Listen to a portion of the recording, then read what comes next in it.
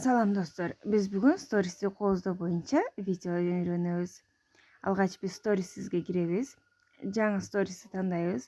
Галереядан өзүбүзгө жаккан бир сүрөттү же болбосо видеону тандап алабыз. Албетте бул өзүңүзгө жаккан жана сториске пландаган сүрөтүңүз же видеоңуз болуш керек. Мына мен бул сүрөтүмдү тандап алдым. Эми кайра дагы биз галереяга киребиз.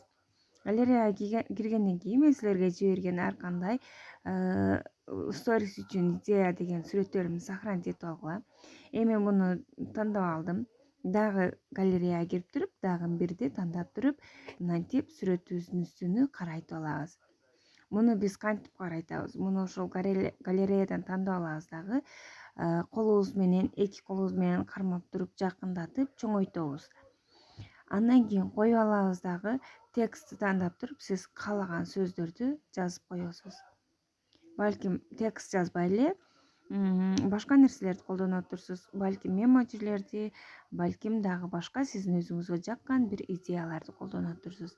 А мен болсо муну сиздер үчүн жасаганым үчүн атайын сиздер үчүн сториске идеялар менден деп туруп, сторисимден байкап туруңуз деп жаздым.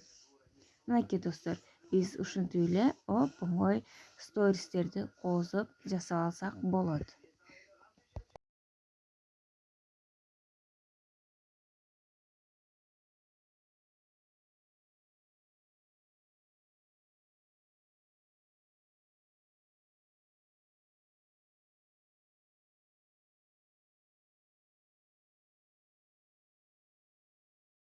Эми достор, бул жерде биз ушул жазган текстибиздин үстүнү башка түс менен белгилеп койсок болот.